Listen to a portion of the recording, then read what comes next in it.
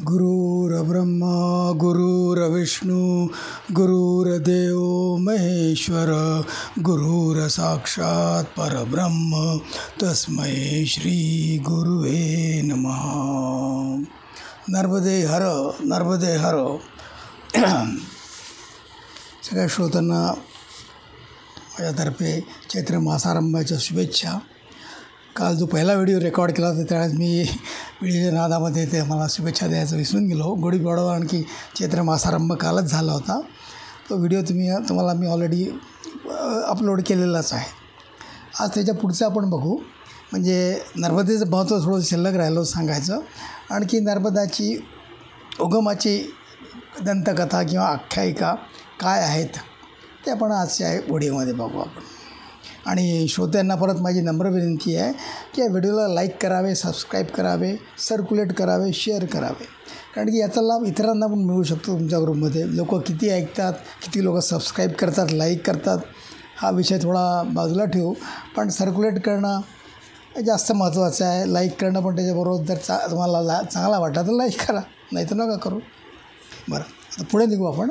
नर्मदा परिक्रमेच्या दुसऱ्या भागात आपण बघू जे महत्त्व जे शिल्लक राहिलं होतं आपलं मागच्या वेळेसचं त्याचं महत्त्व बघू आपण त्याचं. आणखी त्याच्यापुढे मग नर्मदेचा उगमाच्या दंतकथा बघू. आता नर्मदा जी आहे, नर्मदा परिक्रमेचा महत्त्व आलेलं आहे. याला कारण असं आहे की त्याचा उल्लेख स्कंदपुराणात आणि इतर पुराणात देखील केलेला आहे.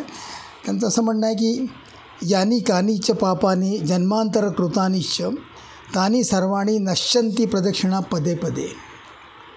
अर्थ सांगतो तुम्हाला मी. दुसरा श्लोक असा आहे, पदे पदे या परिभुज्य केभ्यम सद्य अश्वमेधादिकं फलम ददाती ताम सर्व पापक्षय हेतुभूताम प्रदक्षिणा ये परित्योग करोमी.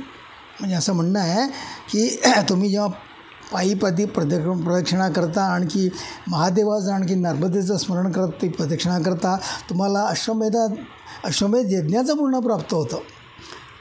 सध्या अश्वमेधाधिकं फलम ददाती, म्हणजे ते तुम्हाला ते फल देतच असं. आणखी ही पदेमध्ये या परिभुष्य केभ्या, म्हणजे पदोपदी तुम्ही जेव्हा परिक्रमा करता तेव्हा ते त्यांचं नामस्मरण आणखी त्यांची पूजन सकाळी संध्याकाळी दुपारी आपण जे करतो नर्मदेचं आणखी महादेवाचं, याच्यामुळे हे अश्वमेध पुण्य तुम्हाला प्राप्त होतं. यानी कानीच्या पापानी जन्मजन्मांतर कृतानिश्च. मी तुमचे प्रदक्षिणा करताना तुम्ही देवाला असे सांगत असता की माझे आतापर्यंत जे काही पापं झाले आहे त्या पापाला तू निस्तर, आणखी मला पापापासून मुक्ती दे, आणखी मला मोक्षाची वाट दाखव. जन्मांतर कृतानिश्च. जे काही वाईट कर्म झाले त्यांनी सर्वांनी नश्यंती प्रदक्षिणा पदपदे, ते सगळे माझे पाप नष्ट करतो.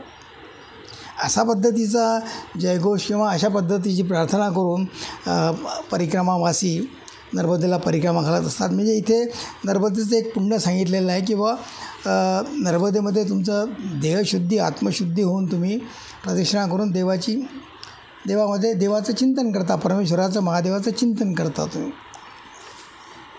आता याचं हे जे स्वरूप आहे, हे स्वरूप तुम्ही जर गीता जर बघितली महादेवाचं किंवा परमेश्वराचं, आपण निर्गुण निराकारचं स्वरूप म्हणत असतो.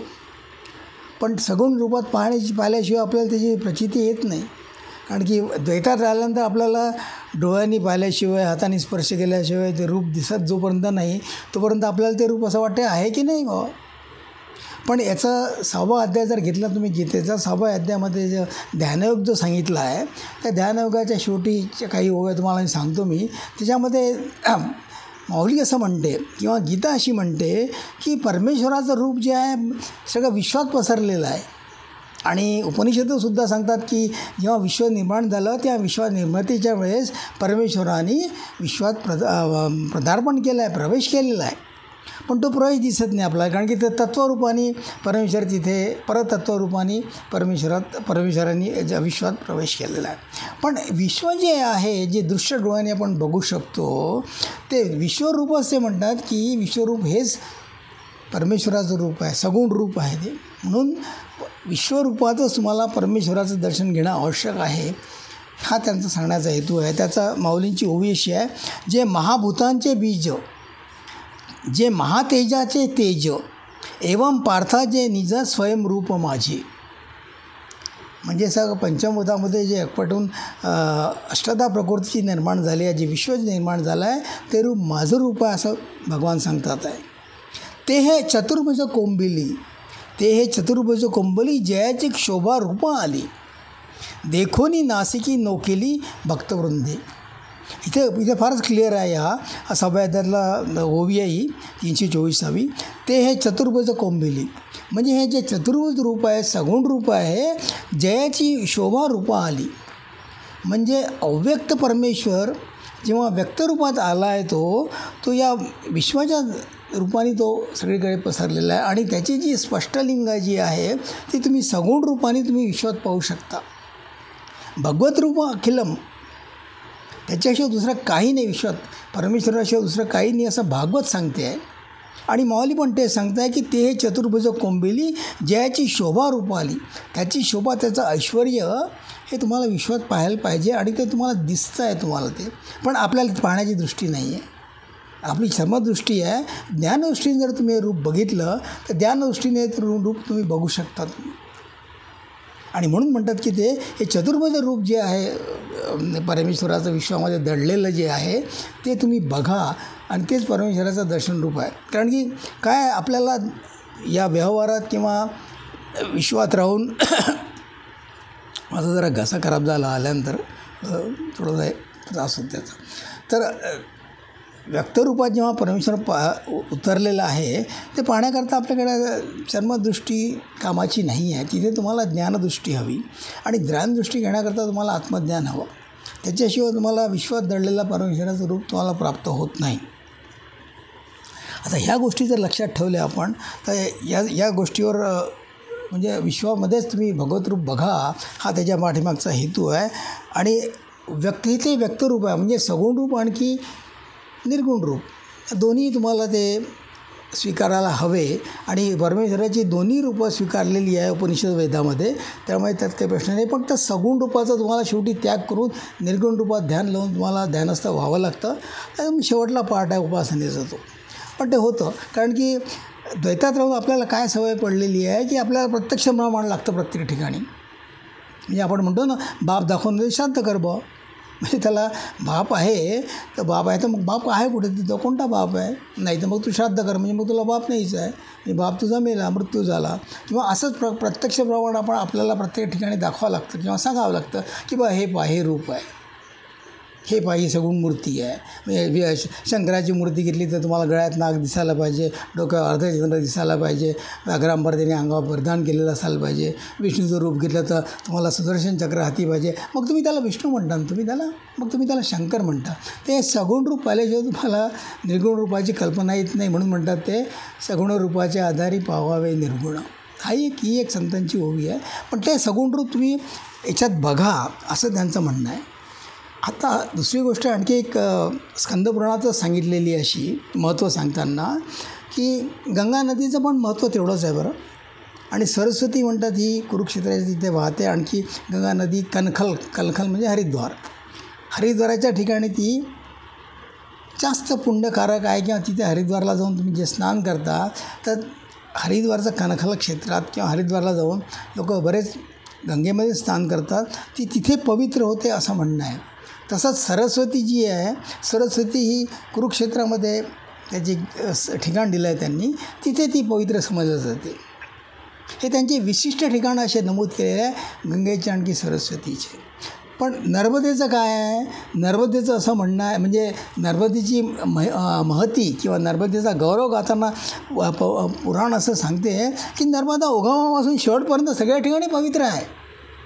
तुम्ही तिथे कुठेही स्नान करा, अमरकंटकला करा, नेमावरला करा, ओंकारेश्वरला करा, शूलपाणेश्वरला करा, तुम्ही कपूरला जाऊन करा किंवा तिकडे उत्तर तटी तुम्ही स्नान करा, तुम्ही कुठेही करा, तुम्ही नर्मदा सगळ्या ठिकाणी पवित्र मानलेली आहे. म्हणजे गंगा तुम्हाला हरिद्वारला पवित्र मानलेली सांगितलेली आहे, आणखी सरस्वती तुम्हाला कुरुक्षेत्रामध्ये निघून तिथे पवित्र मानलेली आहे. तिथे ते 2 स्थान आहेत, तिथे स्नान करा असं म्हणतात ते. पण नर्मदेचं जे पूर्ण उगमापासून लयापर्यंत जी समुद्रात जाऊन विलय होते तर ती संपूर्ण नदीच नर्मदा पवित्र आहे असं पुराण सांगतं आहे तुम्हाला, स्कंद पुराण सांगतं आहे तुम्हाला. आता याला थोडासा आधार म्हणजे असा देता येईल तुम्हाला की नर्मदेच्या दक्षिण तटी आणखी उत्तर तटी अनेक ऋषीमुनींचे देवाचे आश्रम आहे, हे तुम्हाला मी पहिले सांगितलेलं आहे. त्यामुळे हे एक कारण असू शकतं त्याच्यामध्ये की त्याच्यामुळे ती नर्मदा नदी सर्व ठिकाणी पवित्र मानलेली आहे. कारण की इतक्या ऋषींनी देवाधिकांनी ऋषीमुनींनी जे साधना केल्या आहे, कपिल मुनी, भारद्वाज, दुर्वासा, भृगु ऋषी, त्यानंतर देवामध्ये तुमचे इंद्र, त्यानंतर तुमचा कुबेर इत्यादी देवांनीसुद्धा तिथे प्रदक्षिणा केली आहे. म्हणजे प्रदक्षिणा करून तिथे त्या स्थानी पूजा करून तप केलेलं आहे. म्हणून नर्मदा ही संपूर्ण नदी उगमापासून शेवटपर्यंत लयापर्यंत पवित्र मानली जाते. म्हणून इथे जे स्कंदपुराणातला हा जो श्लोक आहे की पदोमध्ये परिपूज्य केभ्यम सध्या अश्वमेधाधिकम फलम दादती, म्हणजे अश्वमेधाधिकाचं पुण्य तुम्हाला का मिळते की तुम्ही तिथे परिक्रमेच्या वेळेस नामस्मरण करत निघता आणि जागोजागी घाटावर स्नान करता नर्मदेत. तर तुमचं चित्तशुद्धी, अंतकरणशुद्धी व्हायलाच पाहिजे तुम्हाला, असं त्यांचं म्हणजे असा एक मतितार्थ निघतो त्यातून. मी तुम्हाला जोडून सांगितलं, पहा तुम्हाला कसं काय योग्य वाटतं त्याच्यामध्ये. आणि हे करतानासुद्धा तुम्ही जेव्हा घरादारापासून जेव्हा दूर जाता, तुम्ही परिक्रमा करता 18-20 दिवस, किंवा पायी परिक्रमा केली तर पायी परिक्रमाला जास्त दिवस लागणार आहे तुम्हाला.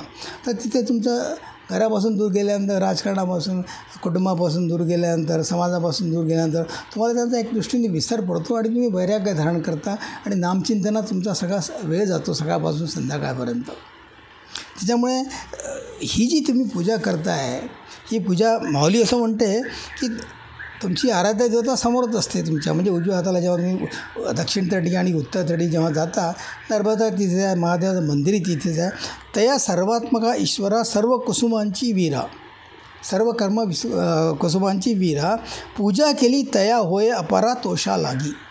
म्हणजे तुम्ही तुमच्या स्वकर्मानी समाजात राहून परिक्रमेत असताना जी पूजा करता स्वकर्मानी, स्वधर्माचरण जे पाहता, त्याच्यामुळे परमेश्वरा संतुष्ट होतो, त्याला संतोष होतो, तो तुमच्या कृपादृष्टीत होतो किंवा तो तुमच्या खुश होतो असं म्हणायला पाहिजे तुम्हाला. तया सर्वात्मका ईश्वरा सर्व कर्म कुसुमांची वीरा, पूजा केली होय अपारा तोषा लागी.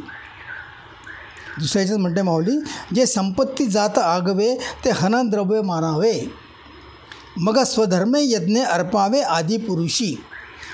संपत्ती जात आगवे म्हणजे तुमच्याजवळ जे काही संपत्ती आहे, श्रीमंत लोकांचं जास्त आहे, गरीब लोकांचं कमी आहे, पण जे काही तुम्ही देऊ शकता तुमच्या समर्पणाने यज्ञ करून, हा यज्ञ जो तुम्ही करताय परिक्रमेचा, त्याच्यामध्ये जे काही तुम्हाला दान धर्म करता येईल, जे काही ईश्वराची पूजा करता येईल, ते तुम्ही मनापासून ते अर्पण करा. तुम्ही जे संपत्ती जाता आगवे जे ते हननद्रव्य मानावे. हननद्रव्य म्हणजे यज्ञामध्ये जशा म्हणजे आहुती देत असतो ना, तिळाच्या आणखी तांदूळाच्या आहुती देतो, आणखी प्रत्येक आहुती देताना आपण म्हणत असतो प्राणाय स्वाहा, वैराय स्वाहा, समाधानाय स्वाहा वगैरे वगैरे.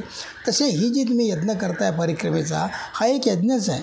भले तो 18 दिवसाचा असो, 3 महिन्याचा असो, 3 वर्षाचा असो, ती गोष्ट वेगळी आहे, पण हा यज्ञ आहे. आणि हा यज्ञ करताना जे काही तुम्ही आनंदद्रव्य त्याच्यामध्ये या यज्ञामध्ये परिक्रमा करताना जे अर्पण करता, ते अगदी मनापासून अर्पण करा. हे एक आत्मसमर्पण आहे. आणि मग स्वधर्म यज्ञ अर्पावे आदी पुरुषी, हा तुमचा एका दृष्टीने स्वधर्म यज्ञ तुमचा हा साध्य होतो. त्यासाठी हे माऊलींचे 2 जे श्लोक आहे, ओवे आहे, ते तुम्हाला सांगितलं आहे. आणखी याच्या पाठीमागे एक शंकराचार्यांनी जो नर्मदेचा गौरव आला आहे, तो अत्यंत महत्त्वाचा आहे. तो ऐकणं तुम्हाला आवश्यक आहे, ऐकावं असं किंवा सांगावं असं वाटतं तुम्हाला. शंकराचार्यांना त्याचे वडील पहिले वारले होते, आणखी आई बरोबर शंकराचार्य लहान होते बालपणी. त्यांची खूप इच्छा होती की संन्यास घेऊन गुरुकडे जाऊन आत्मज्ञान प्राप्त करावी, पण आई मुलाला सोडायला तयार नव्हती. कारण की एकुलता एक मुलगा होता, आणखी तो जर निघून गेला तर ती कशी राहील, आणि आईची ममता तुम्हाला माहीत आहे किती प्रेम असते. तर ती शंकराचार्यांना संन्यास द्यायला तयार नव्हती. पण एका प्रसंगामध्ये ते शेवटी आईला असं सांगतात की बा मला मगरीन धरलं आहे नदीमध्ये वगैरे वगैरे, आता तरी मला आणि तू संन्यास द्यायचं मला हो म्हणतं, मला मगर सोडेल, मगरांनी माझा पाय धरला, असं काहीतरी ते एक दंतकथा सांगतात त्यांच्या चरित्रामध्ये. तर आई त्यांना हो म्हणते की बा ठीक आहे, मी तुला संन्यास देतो, तू नदीतून बाहेर तर ये पहिले. मग ते नदीतून बाहेर येतात, आणखी आईच्या पडत्या फळाची आज्ञा घेऊन निघतात गुरुच्या शोधामध्ये आणि ते कुठे जातात? नर्मदा तटी. नर्मदा तटी शंकराचार्यांची आणखी त्यांच्या गुरुची गौडपादाचार्यांची ती भेट होते असं सांगितलं आहे त्यांच्या चरित्रामध्ये. आणि हे खरं पण आहे, कारण की जर तुम्ही नर्मदेला ओंकारेश्वरला गेले तर ओंकारेश्वरला जो मांधाता पर्वत आहे नदीच्या मध्यंतरी, तर त्या मांधाता पर्वताच्या खाली एक गुहा आहे आणि त्या गुहेमध्ये चित्र कोरलेलं आहे. म्हणजे त्यांचे गुरु समाधीस्थ बसवलेलं दाखवलं आहे गौडपादाचार्य. आणखी शंकराचार्य एक कमंडलूमध्ये धरून नदीच्या काठाशी उभे आहे. तो प्रसंग असा सांगितला आहे त्यांनी की ते तिथे जातात आपल्या गुरुच्या शोधार्थ आणि त्यांना ते त्यांचे गुरु गौडपादाचार्याची भेट त्यांची नर्मदा काठीच होते, नर्मदा तटाकीच होते त्यांची.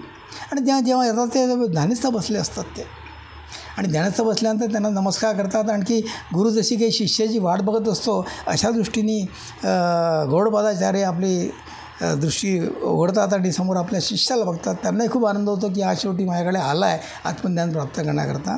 आणि तिथे ते गुरुच्या सानिध्यामध्ये जवळपास 2 ते 2.5 वर्ष राहतात अशी त्यांच्या चरित्रात लिहिलं आहे शंकराचार्याचं. आणि त्या 2-2.5 वर्षाच्या सानिध्यामध्ये गौडपादाचार्य सद्गुरू आपल्या शिष्याला म्हणजे आचार्य शंकराचार्यांना आत्मज्ञान भरवतात. ते एका प्रसंगामध्ये असं दाखवलं आहे की त्या गुहेमध्ये ते ध्यानस्थ बसले असताना शंकराचार्य त्यांच्या पायाशी बसले असतात आणि नर्मदा नदीला पूर येतो.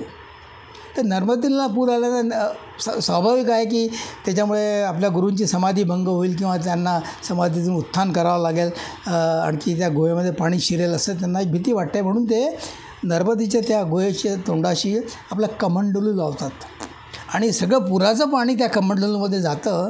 आणखी गुहेमध्ये पाणी शिरत नाही, आणखी सद्गुरूची तपस्या भंग होत नाही, ध्यान भंग होत नाही. हे तिथे मांधाता पर्वतावर तिथे कोरलेलं आहे चित्र आहे. तुम्ही जर मांधाता पर्वतावर गेले, ओंकारेश्वरला गेले तर तुम्हाला खाली गुहेमध्ये हे तुम्हाला चित्र पाहायला मिळते तिथे. आणि गुहेच्या तोंडाशी वरती एका बाजूला नर्मदेचं पात्र उघडं दिसतं, म्हणजे बाजूलाच तुमची नर्मदा आहे तिथे. तर शंकराचार्यांना जे आत्मज्ञान आणि उपनिषदाचं ज्ञान जे प्राप्त झालं ते त्यांना तिथे प्राप्त झालं. आणि शंकराचार्यांनी याची महती गाळलेली आहे. ते शंकराचार्य म्हणतात सर्व तीर्थेषु यत् पुण्यम सर्व यज्ञेषु यत् फलम. बघा काय म्हणतात आहे, सर्व तीर्थेषु यत् पुण्यम, म्हणजे सगळं तीर्थांचं जे पुण्य आहे ते इथे आहे नर्मदेकाठी. सर्व यज्ञेषु यत् फलम, सर्व यज्ञाचं फल इथे आहे. सर्व वेदेषु यज्ञानम, सर्व वेदेषु यज्ञानम तत्सर्व नर्मदा तटे.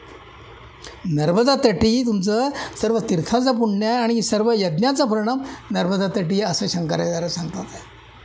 पहा, म्हणजे याच्याशिवाय आणखी नर्मदेचं महत्त्व मला नाही वाटत कोणी सांगितलं असेल किंवा गायलं असेल. आणि आद्य शंकराचार्यांची हा श्लोक आहे त्याच्यामध्ये.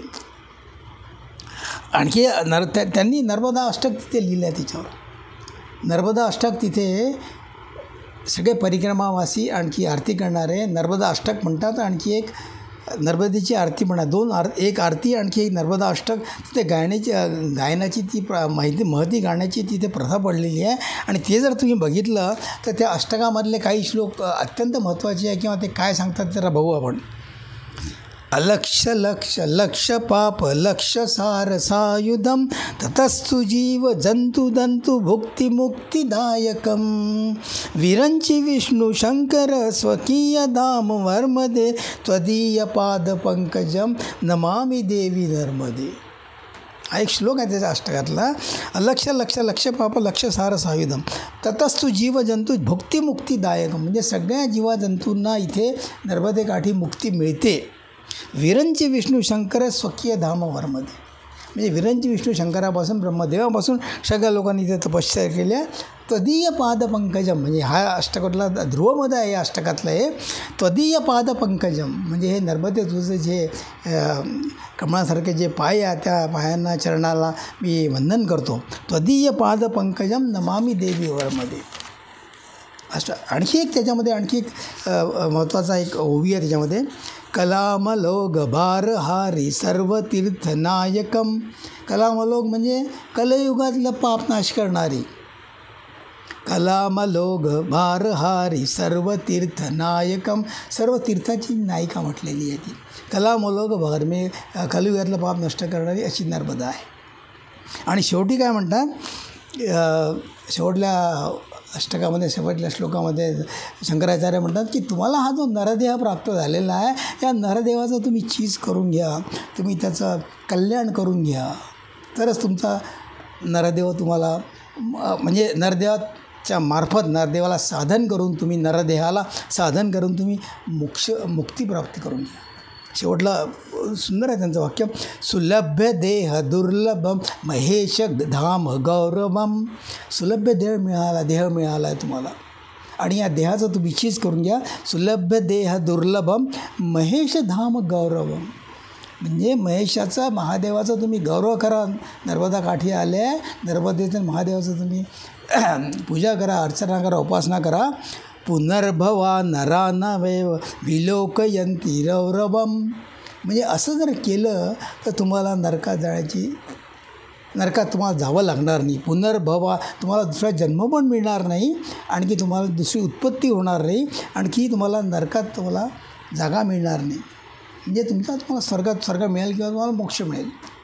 तर हे जे दोन जे तुम्हाला आता मी सांगितले आहे नर्मदेचं महत्त्व, हे अत्यंत महत्त्वाचं आहे. आता ते आपण नर्मदेचं महत्त्व सोडून आपण पुराणातल्या दोन कथा बघू आपण, की नर्मदेचं उगमस्थानासंबंधी काय महती किंवा काय आख्यायिका किंवा काय दंतकथा सांगितल्या आहे.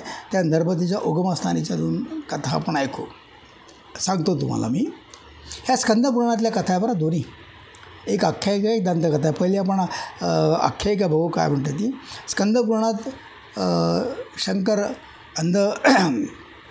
दगासुराचा वध करून येतात आणि ते मेकल पर्वत, म्हणजे जिथून नर्मदा उगम पावली आहे, त्या मेकल पर्वत ध्यानस्थ बसले असतात तिथे.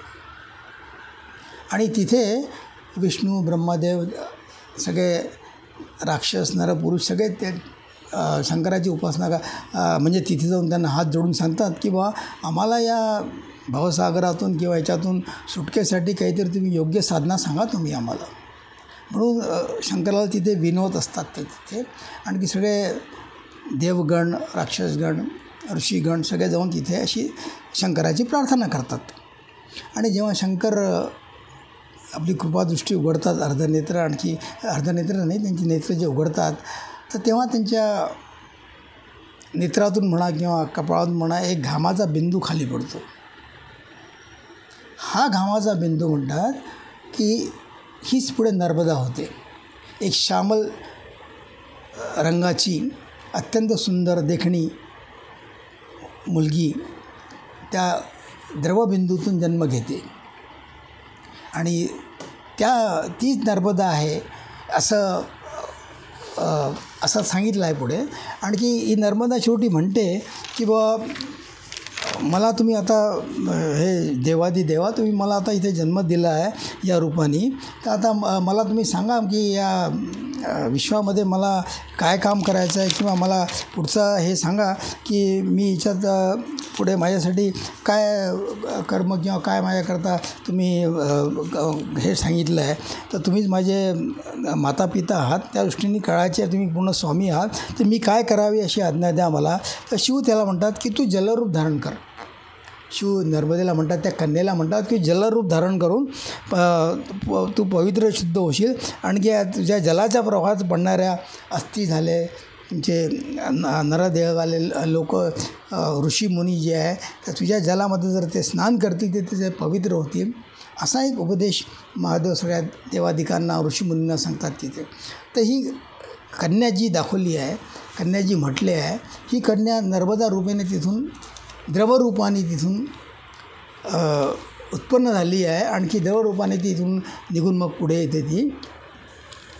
नर्मदे तो महाभागाय सर्व पापकार्यमम त्वदप्स या शिला सर्व शिवकल्प भवंतु मा. म्हणजे तुझ्या पात्रामध्ये, तुझ्या ह्याच्यामध्ये जे काही पाषाण दगड जे लोक स्नान करतील ते सगळे पवित्र मानले जातील. आपण नर्मदेचा गोटा म्हणा किंवा नर्मदेचा दगड म्हणून आणून शिवाची मूर्ती त्यात अनेक तुम्हाला पाहायला मिळतील. नर्मदेकाठी शिवाच्या मूर्ती आणखी शिवाची पिंड तयार करणारी लोक नर्मदेच्या पात्रातून मिळालेल्या पाषाणापासून तयार केले आहेत त्यांनी. म्हणून इथे त्याचं महत्त्व असं सांगितलं आहे की तुझ्या पात्रातील पाषाण हे शिवतुल्य समजून लोक त्याची पूजा करतील. त्याप्रमाणे आपण नर्मदेतील पाषाणाला शालिग्राम म्हणून त्याची पूजा करतो याचं मला सगळ्यांना माहितीच आहे त्याच्यामध्ये. तर आणि या नर्मदेचा उगम जो सांगितला आहे त्यांनी म्हटलं आहे ही नर्मदा माध्य शुक्ल सप्तमी अश्विनी नक्षत्र रविवार मकर राशीत सूर्य असताना मध्यान्ह काळी अमरकंटकला प्रकट झाली. हे स्कंदपुराणातले वाक्य आहे बरं. म्हणजे हे इतकं डिटेल कोणी सांगितलं असेल की या पुस्तकात दिल्या ह्या गोष्टी. मी काही त्याच्यापासून काही वेगळं सांगत नाही आहे. फक्त एक व्हिडिओमध्ये तुम्हाला एक कल्पना द्यावी म्हणून. ही नर्मदा माध्य शुक्ल सप्तमी अश्विनी नक्षत्र रविवार मकर राशीत सूर्य असताना मध्यान्ह काळी अमरकंटकला प्रकट झाली. आणि मग ही नर्मदा शेवटी